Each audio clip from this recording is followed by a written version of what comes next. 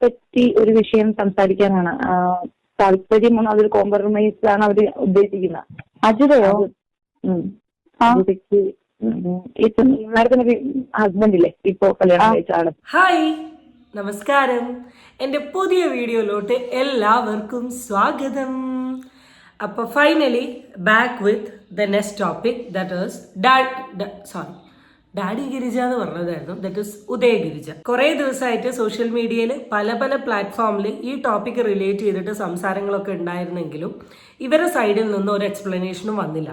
സത്യം പറഞ്ഞാൽ ഈ പെർട്ടിക്കുലർ ആൾക്കാരെ കാണാൻ തന്നെ കിട്ടിയിട്ടില്ല എന്ന് പറയുന്നതായിരിക്കും കുറച്ചും കൂടെ സത്യമാവും. അപ്പം അതൊക്കെ കഴിഞ്ഞതിന് ശേഷം ഒരു ഡിബേറ്റും ഡിസ്കഷനും ഒക്കെ കഴിഞ്ഞതിന് ശേഷം ഇപ്പം മെല്ലെ ഓരോ സൈഡിൽ നിന്ന് ഓരോരുത്തരായി പൊന്തി വന്നു. ആദ്യം നമ്മളുടെ ആ കുട്ടി പോസ്കോ കേസ് കറണ്ട്ലി പറഞ്ഞിട്ടുള്ള അതിജീവിത ഫ്രണ്ടിൽ മീഡിയക്കാരുടെ മുമ്പിൽ വന്നിട്ട് ഒരു പത്രസമ്മേളനം വിളിച്ച് പല കാര്യങ്ങളും പറഞ്ഞു. അത് കഴിഞ്ഞതിന് ശേഷം നമ്മുടെ ഉദയഗിരിജ ഇന്നലെ ആളുടെ യൂട്യൂബ് ചാനലിൽ ഒരു വീഡിയോ അപ്ലോഡ് ചെയ്തിട്ടുണ്ട്. അപ്പോൾ ഉദയഗിരിജയ്ക്ക് എഗെയിൻസ്റ്റ് ആയിരുന്നു ഏറ്റവും കൂടുതൽ അലിഗേഷൻ ഉണ്ടായിട്ടുള്ളത്. പുള്ളിക്കാരുടെ സ്വഭാവം, പുള്ളിക്കാരുടെ എക്സ്ട്രാ റിലേഷൻഷിപ്പ്, ഹസ്ബൻഡിൻ്റെ മരണകാരണം, പിന്നെ സാമ്പത്തികമായിട്ടുള്ള കാര്യം, കുട്ടികളെ പീഡിപ്പിക്കുന്നത്, കുട്ടികളോട് മോശമായുള്ള പെരുമാറി, ഇങ്ങനത്തെ എല്ലാ അലിഗേഷൻസും വന്നിരിക്കുന്നത് ഈ പർട്ടിക്കുലർ ലേഡിയുമായി ബന്ധപ്പെട്ടിട്ടാണ്. ഇതൊക്കെ കേട്ട സമയത്ത് ഞാനും അത് റിലേറ്റ് ചെയ്ത് വീഡിയോ ഇട്ടു. എൻ്റെ വീഡിയോയിൽ വളരെ വ്യക്തമായിട്ട് ഞാൻ പറഞ്ഞൊരു കാര്യമാണ്, ഈ ആറ്റിറ്റ്യൂഡാണ് ഈ പർട്ടിക്കുലർ ലേഡിക്കെങ്കിൽ ഒരിക്കലും, വീണ്ടും ഞാൻ പറയാം, ഒരിക്കലും ഇനി ഇങ്ങനൊരു സ്ഥാപനം നടത്തിക്കൊണ്ട് പോകാനുള്ള അധികാരം ഈ ലേഡിക്ക് കൊടുക്കരുത് എന്നാണ് ഞാൻ പറഞ്ഞത്. അപ്പോൾ അതൊക്കെ കഴിഞ്ഞതിന് ശേഷം എക്സ്പ്ലനേഷൻ വീഡിയോ ആയിട്ട് ആൾ വന്നിട്ടുണ്ട്. അപ്പോൾ ആദ്യം നമുക്ക് ആ വീഡിയോയിലോട്ട് പോകാം. കാര്യങ്ങൾ പറയാം. ഞാൻ വളരെയധികം മാനസിക വിഷമത്തിലാണ്. ശരിക്കും ഞാൻ എല്ലാരും കൂടെ ചേർന്ന് ഒരു പെണ്ണിന് പറ്റത്തില്ല, കഴിയില്ല എന്ന് പറഞ്ഞ കാര്യങ്ങൾ ഞാൻ ചെയ്തു. അതായത് ഒരു സ്ഥാപനം 10-70 പേരെ, അമ്മമാര്, കുഞ്ഞുങ്ങള്, അങ്ങനെ 10-70 പേരെ സംരക്ഷിച്ചു. അപ്പം ആണുങ്ങൾക്ക് പോലും കഴിയാത്ത കാര്യങ്ങൾ ഞാൻ ചെയ്തു.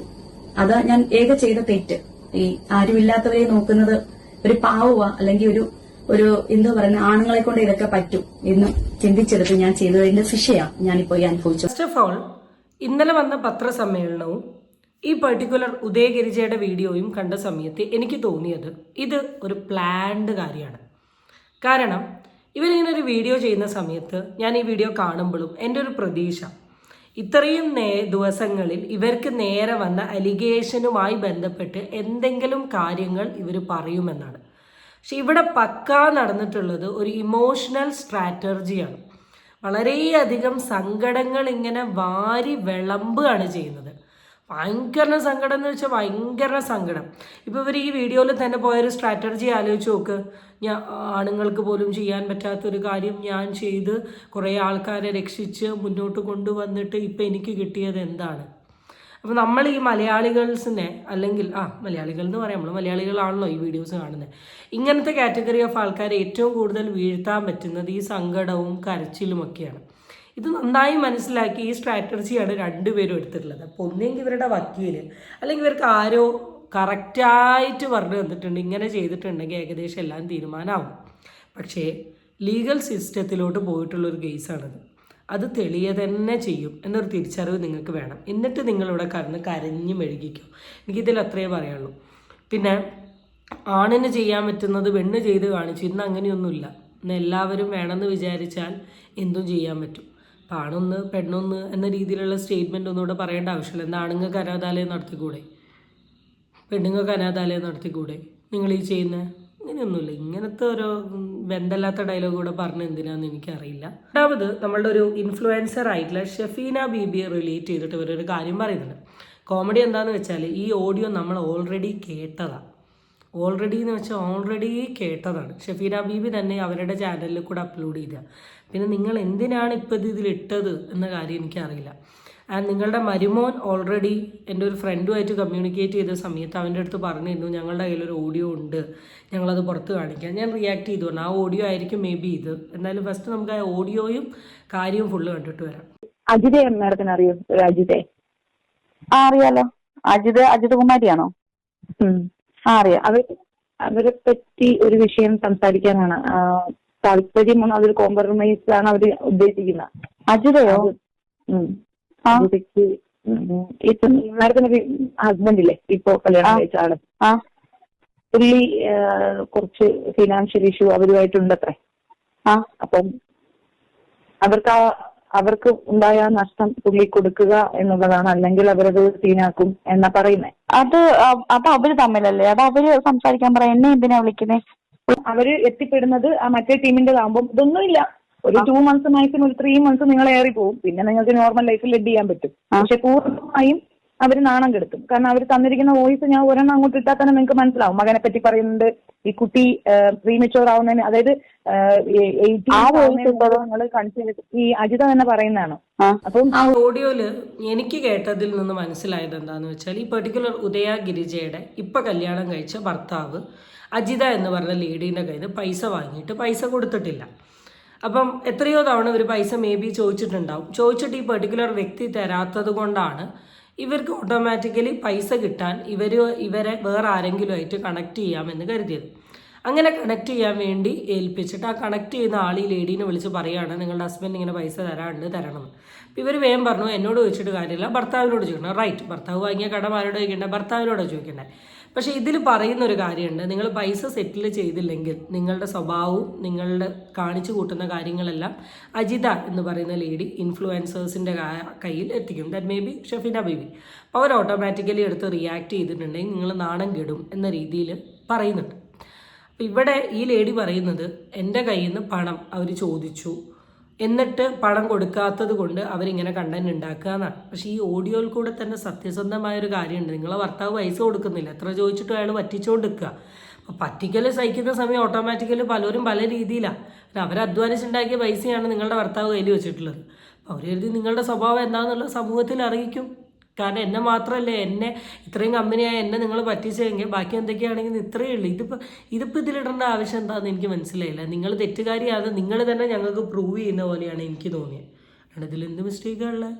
അപ്പം ആ വോയിസിൽ പറഞ്ഞേക്കുന്നു 2 ലക്ഷം രൂപ ഞാൻ സെറ്റിൽമെന്റ് 2 ലക്ഷം രൂപ ചോദിച്ചത്. സെറ്റിൽമെന്റ് കൊടുത്താല് അവര് ഇതിനകത്തൊന്നും ഇടപെടത്തില്ല, അല്ലെന്നുണ്ടെങ്കിൽ എന്നെ ഏറി കെട്ടും, 2-3 മാസം എന്നെ ഏറി കെട്ടും, എന്നെ നാറ്റിക്കും, സ്ഥാപനം പൂട്ടിക്കും എന്നൊക്കെ പറഞ്ഞ് വെല്ലുവിളിച്ചു. അപ്പൊ ഈ 2 ലക്ഷം രൂപ അജിത എന്ന് പറയുന്ന ഒരു സ്ത്രീക്കാ എന്റെ ഹസ്ബൻഡ് കൊടുക്കാനുണ്ടെന്ന് പറഞ്ഞു. യൂട്യൂബർ ആണോ ഈ പൈസ വാങ്ങിച്ചു കൊടുക്കേണ്ടത്? അജിതയ്ക്ക് പൈസ കൊടുക്കാനുണ്ടെന്നുണ്ടെങ്കിൽ അജിത കോടതി പോകണം, പോലീസ് സ്റ്റേഷനിൽ. പലരും പല സ്ട്രാറ്റജീസ് ആണ് എടുക്കുക. ചില ആൾക്കാർ എന്ത് ചെയ്യും, യൂട്യൂബ് പോകും. ചില ആൾക്കാർ നിങ്ങൾ പറഞ്ഞ പോലെ പോലീസ് പോകും. ചില ആൾക്കാർ കോടതി പോകും. ഇപ്പോൾ പോലീസും കോടതിയിൽ പോവുകയാണെങ്കിൽ അവർക്ക് തെളിവാണ് വേണ്ടത്. നിങ്ങളോടുള്ള ഒരു ആത്മബന്ധത്തിൻ്റെ പുറത്താണ് അവർ പൈസ തന്നത്, അവരുടെ കയ്യിൽ പ്രത്യേകിച്ച് തെളിവില്ലെങ്കിൽ അവർക്ക് കോടതിയിലോ അല്ലെങ്കിൽ എവിടെയോ പോയിട്ടുണ്ടെങ്കിൽ ഇത് കിട്ടാനുള്ളൊരു വഴിയില്ല. അവർക്ക് ചെയ്യാൻ പറ്റുന്ന ഒരു ഓപ്ഷൻ എന്താണ്? അത്യാവശ്യം യൂട്യൂബിൽ ഫെയിമുള്ള ആൾക്കാരുടെ ഒരു ഹെൽപ്പ് തേടുക. ഇവർ ഓട്ടോമാറ്റിക്കലി ഷെഫീന ബീബി എന്ന് പറയുന്നത് ലേഡീസിനിടയിൽ ഉണ്ടാകുന്ന പ്രശ്നങ്ങൾ സോൾവ് ഔട്ട് ചെയ്യാൻ വേണ്ടി വർക്ക് ചെയ്യുന്ന ഒരു ഇൻഫ്ലുവൻസർ ആയതുകൊണ്ട് മേ ബി അവരെ കോൺടാക്ട് ചെയ്തിട്ടുണ്ട്. What is there mistake? നിങ്ങളെ ക്യാഷ് കൊടുത്താൽ തീരാവുന്ന കാര്യമല്ലേ ഉള്ളൂ. ഇത് സെറ്റിൽമെൻറ്റ് എന്ന് പറയേണ്ടത് നിങ്ങളുടെ ഭർത്താവ് കടം വാങ്ങി കൊടുക്കാത്ത പൈസ വിളിച്ചു ചോദിച്ചു. നൈസായിട്ട് ഷെഫീന ബീബിനെ താങ്ങാൻ നോക്കിയതാണ്, പക്ഷെ ഒത്തില്ല. പിന്നെയെന്ന് വെച്ചാൽ എന്നെ കുറിച്ച് പറയുന്ന കുറച്ച് കാര്യങ്ങൾ എല്ലാം തെറ്റാ എന്ന് തെളിയിക്കാൻ എനിക്ക് കഴിയും. പക്ഷെ കുറച്ച് കാര്യങ്ങൾ എനിക്ക് ഒരുപാട് സങ്കടം വന്ന് കുറച്ച് കാര്യങ്ങൾ ഞാൻ പറയാം. എന്റെ സത്യസന്ധത ഞാൻ കഴിയായിരിക്കും, പക്ഷെ നിങ്ങളൊന്നും ചെയ്തിട്ടില്ല. ഞാൻ ഈ വീഡിയോ ഫുള്ള് കണ്ടത് നിങ്ങൾ എന്തെങ്കിലും വൃത്തിയിൽ മര്യാദയ്ക്ക് പറയുമോ എന്നറിയാനുള്ള ഒരു ആഗ്രഹം കൊണ്ടാണ്. പക്ഷെ ഞാൻ ഈ വീഡിയോ ഫുള്ള് കണ്ടതിൽ വെച്ചിട്ട് നിങ്ങളൊന്നുമേ പറഞ്ഞിട്ടില്ല. എന്തെങ്കിലും ഒരു കാര്യമെങ്കിലും അറ്റ്ലീസ്റ്റ് സ്വന്തം പേരക്കുട്ടിയല്ലല്ലോ, സ്വന്തം മരുമോളുടെ പ്രസവം എന്തായിരുന്നു പറഞ്ഞോ? നിങ്ങളുടെ ഹസ്ബൻഡ് ഒന്നും പറഞ്ഞിട്ടില്ല. വേറെ എന്തൊക്കെയോ യൂട്യൂബേഴ്സിനിരുന്ന് കുറ്റം പറയുകയാണ് ചെയ്യുന്നത്. യൂട്യൂബിനകത്തിരുന്നു 35 വയസ്സുകാരിയെ എന്റെ ബന്ധു പീഡിപ്പിച്ചു, ഞാനത് സമ്മതിച്ചെന്നോ എന്നൊക്കെ പറഞ്ഞ് ഒരു വീഡിയോ ഇട്ടിരുന്നു. യഥാർത്ഥത്തിൽ അത് നടന്നത് എന്നാണെന്ന് അറിയാമോ? 2014 ഇങ്ങനൊരു സംഭവം 2014 നടന്നു എന്ന് നിങ്ങൾ പറഞ്ഞല്ലോ. അല്ലാണ്ട് ഇതില്ലാത്തൊരു കാര്യമാണ്, ഇങ്ങനൊരു കാര്യം എൻ്റെ സ്ഥാപനത്തിൽ നടന്നിട്ടില്ല എന്ന് പറഞ്ഞില്ലല്ലോ. 2014 നടന്നു അല്ലേ? ഓക്കെ. എനിക്ക് ആ വീട് ഞങ്ങൾ വാടക കെട്ടിടത്തിലായിരുന്നു.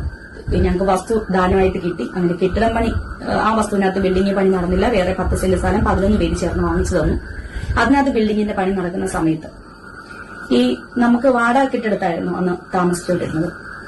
ആ വാടകയ്ക്ക് തന്ന സ്വാമി, അതായത് ആ വോയിസ് സംസാരിക്കുന്ന ഒരു ലേഡിയുണ്ട്, സുനന്ദ എന്ന് പറയുന്നത്. ആ സുനന്ദയുടെ ഹസ്ബൻഡിന് ഈ തേപ്പുപാറയിൽ എല്ലാവർക്കും അറിയാം ശരിക്കും മദ്യപിക്കുന്ന ഒരു വ്യക്തിയായിരുന്നു. രാത്രി സമയത്ത് എന്റെ അടുത്ത് ഓഫീസില് സ്ഥാപനത്തില് എന്റെ അടുത്ത് വന്നിരുന്ന് മദ്യപിക്കാൻ ശ്രമിക്കുമായിരുന്നു പലവട്ടം. ആ ഒരു കേസ് 2014 ഞാൻ അടൂർ സ്റ്റേഷനിൽ കൊടുത്തിട്ടുണ്ട്. രാത്രി കാലങ്ങളിൽ ഇവർ വേറെന്തൊക്കെയോ പറഞ്ഞു പോവുക ചെയ്യുന്നത്. അല്ലാണ്ട് ഇവർ ഇതുമായി ബന്ധപ്പെട്ടിട്ടുള്ള ഒരു കാര്യത്തെക്കുറിച്ചിട്ടും ഇവർക്ക് പറയാനില്ല. ഞാൻ ഇവരിൽ കണ്ടിട്ടുള്ള ഒരു മെയിൻ സാധനം എന്താണെന്ന് വെച്ചാൽ, ഇവരെ ആരാണോ കുറ്റം പറയുന്നത് ആ കുറ്റം പറയുന്നവർ ഇവർ തിരിച്ചു കുറ്റം പറയുക. അതാണ് ഇവരുടെ വീഡിയോയിൽ നടന്നിട്ടുള്ളൊരു കാര്യം. ആരാണോ കുറ്റം പറഞ്ഞത്, ആദ്യം ഷെഫീന ബീബീനെ പറഞ്ഞു, പിന്നെ ഈ കേസുമായി ബന്ധപ്പെട്ട് പറഞ്ഞവരെ പറഞ്ഞു, അജിതേനെ പറയുന്നു, പിന്നെ അതപ്പോൾ സുനിതേനെ പറയുന്നു. ഇതൊന്നും നിങ്ങളുടെ കയ്യിൽ നിന്ന് നമുക്ക് കേൾക്കണ്ട. അതൊക്കെ പറഞ്ഞോ, ടൈമുണ്ട്, ഇന്നും നാളെയും മറ്റന്നാളൊക്കെ പറഞ്ഞോ. നിങ്ങൾ മെയിനായിട്ട് പറയേണ്ട അതിജീവിത ആ കുട്ടിയുടെ ലൈഫിൽ നടന്ന കാര്യമാണ് നിങ്ങൾ പറയേണ്ടത്. ശരിക്കും ഇപ്പം ന്യൂസിൽ പറയുന്നത് പോലെ ഓൾറെഡി പ്രഗ്നൻ്റ് ആയി കഴിഞ്ഞതിന് ശേഷം നടന്നൊരു കല്യാണമാണോ ഇത്? ഇതൊക്കെയാണ് നിങ്ങൾ പറയണ്ടേ. ഇതൊന്നും പറയാണ്ട് ഇതുമായി ബന്ധമില്ലാത്ത നിങ്ങളെ പറയുന്ന ആൾക്കാർ മുഴുവൻ കുറ്റം പറഞ്ഞുകൊണ്ട് നിങ്ങൾക്ക് ഇപ്പം എന്താ കിട്ടുന്നത്? No idea. അനാമിക വിഷ്ണുവിന്റെ കാര്യമുണ്ട്. അനാമിക എന്ന് വെച്ചാല് അവക്ക് 18 വയസ്സാവുന്നതിന് 2-3 മാസം, 3-4 ഒരു എന്റെ ഉണ്ണി ഗൾഫിൽ നിന്നൊക്കെ വരുന്നതിന് മുന്നേ തന്നെ എനിക്ക് അവളെ ഇഷ്ടമായിരുന്നു. അവളുടെ കാര്യം ഞാൻ പലരോടും പറഞ്ഞിട്ടുണ്ടായിരുന്നു. അവക്ക് സർവ്വ സ്വാതന്ത്ര്യം കൊടുത്തിരുന്നു ഞാനിവിടെ. എന്ന് വെച്ചാല് നാളെ സമയത്ത് 18 വയസ്സ് കഴിയുമ്പോൾ എന്റെ മരുമോളാക്കാം എന്ന രീതിയിൽ അവളെ ഞാൻ എന്റെ മോളായിട്ട് തന്നെ അങ്ങ് എടുത്തായിരുന്നു. അപ്പോൾ കല്യാണത്തിന് മുന്നേ തന്നെ ഇവിടെ വന്നിട്ടുള്ള സ്പോൺസർമാർക്ക്, ഗസ്റ്റുകൾക്ക്, പിന്നെ ഡിപ്പാർട്ട്മെന്റ് ബേസിൽ ഓരോ ഫംഗ്ഷനും വന്നവർക്കെല്ലാം അറിയാം. ഇവിടുത്തെ ഓരോ ഫംഗ്ഷനും കോർഡിനേറ്റ് ചെയ്യുന്നത് അനാമികയായിരുന്നു. അത്രയ്ക്ക് അവൾക്ക് സ്വാതന്ത്ര്യം കൊടുത്തിട്ടുണ്ടായിരുന്നു. 18 വയസ്സ് കഴിഞ്ഞിട്ട് അവര് തമ്മിൽ ഇഷ്ടപ്പെട്ടുള്ളൂ എന്ന് നിങ്ങൾക്കറിയുന്ന പോലെ എനിക്കും അറിയത്തുള്ളൂ. ഇന്ന് വരെ എന്റെ അടുത്തും അവരൊന്നും പറഞ്ഞിട്ടില്ല. എനിക്ക് അതിനെക്കുറിച്ചൊന്നും അറിയത്തില്ല. ഞാനൊരു അമ്മയല്ലേ, എന്റെ അടുത്ത് എങ്ങനെയാ അവരെന്തെങ്കിലും പറയുമോ? എനിക്കറിയത്തില്ല. അതിപ്പം കേസായിട്ട് നടക്കും. അതിനെക്കുറിച്ച് കൂടുതൽ ഞാനൊന്നും പറയുന്നു. അനാമിക വിഷ്ണുവിനെ പറ്റിയും അതിജീവിത എന്ന് പറയുന്ന കുട്ടീനെ പറ്റിയും ഈ പർട്ടിക്കുലർ ലേഡിക്ക് ഇത്രയേ പറയാനുള്ളൂ. ഇവിടെ ആ കുട്ടീനെ നിങ്ങൾക്ക് ഇഷ്ടമാണോ, കുട്ടിക്ക് നിങ്ങൾ ഫ്രീഡം കൊടുത്തോ, കുട്ടിക്ക് അതിന് സ്പേസ് കൊടുത്തോ, ഈ കാര്യങ്ങളൊന്നും നമ്മൾ ചോദിച്ചിട്ടില്ല, നമ്മൾ പറഞ്ഞിട്ടില്ല. ഇതൊന്നും അല്ല ഇപ്പോഴത്തെ ഡിസ്കഷൻ എന്ന് പറഞ്ഞാൽ. ഇപ്പോഴത്തെ ഡിസ്കഷൻ എന്താണ്? ഇതാണ്, നിങ്ങൾക്ക് ഒന്നിനും പറയാൻ ഒരു മറുപടി ഇല്ല, അല്ലെങ്കിൽ നിങ്ങളുടെ ഭാഗത്ത് ഒന്നിനും ഒരു ശരിയല്ല. 100% ശരിയാണെങ്കിൽ നിങ്ങൾ ഈ എക്സ്പ്ലനേഷൻ നിൽക്കില്ല. നിങ്ങൾ പകരം എന്താ വന്നിട്ട് ചെയ്യുക? നിങ്ങൾ ഡയറക്റ്റായിട്ട് വീഡിയോയിൽ വന്ന് വ്യക്തമായിട്ട് പറയും. എന്ത് ഇന്ന സംഭവങ്ങളാണ്, ഇന്ന ഇതാണ് ചെയ്യുക. ഇതൊന്നും ഇല്ലാണ്ട് വേറെ എന്തൊക്കെയോ കാര്യങ്ങൾ പറഞ്ഞ് സങ്കടം കാണിച്ച് സ്വയം സഹതാപം കാണിച്ച് ജനങ്ങളുടെ പ്രീതി പിടിക്കാൻ ശ്രമിക്കുക. ഏറ്റവും ഞെട്ടിയൊരു കാര്യം എന്താണെന്ന് വെച്ചാൽ, ഇത്രയും കാലം ഇവർക്ക് നല്ല നെഗറ്റീവായിരുന്നു സോഷ്യൽ മീഡിയയിൽ ഉണ്ടായിരുന്നത്. ഇവരുടെ ഈ ഒരു വീഡിയോൻ്റെ താഴെ ഇവർ പ്രത്യേകിച്ച് ഒന്നും പറഞ്ഞിട്ടില്ല. വെറും ഇമോഷണൽ ഡ്രാമ അല്ലെങ്കിൽ ഇമോഷണൽ സ്ട്രാറ്റജി യൂസ് ചെയ്ത ഇവരുടെ വീഡിയോൻ്റെ താഴെ കുറേ % ഓഫ് ആൾക്കാർ ഇവരെ അങ്ങ് സമ്മതിച്ചു. ഇത് PR വർക്ക് തന്നെയാണോ, ഇവർ പറഞ്ഞ് കമൻ്റ് ഇടുന്നതാണോ എന്നൊന്നും നമുക്കറിയില്ല. എന്തായാലും കേസാണ്. കേസിൻ്റെ വഴിക്കേ പോകും. അപ്പം കേസിൽ ഒരു തീരുമാനം വന്ന് നിങ്ങളുടെ ഭാഗത്ത് ശരിയല്ല എന്ന് മനസ്സിലായാൽ എല്ലാവരും നിങ്ങളുടെ കൂടെ ഉണ്ടാവും. മറിച്ച് ഇത് തെറ്റാണെന്ന് മനസ്സിലായിട്ടുണ്ടെങ്കിൽ ആരും നിങ്ങളുടെ കൂടെ ഉണ്ടാവില്ല. ഓക്കെ, അപ്പോൾ ബാക്കി നമുക്ക് കണ്ടറിയാം. അടുത്ത വീഡിയോ ആയിട്ട് വീണ്ടും കാണാം. Tata bye.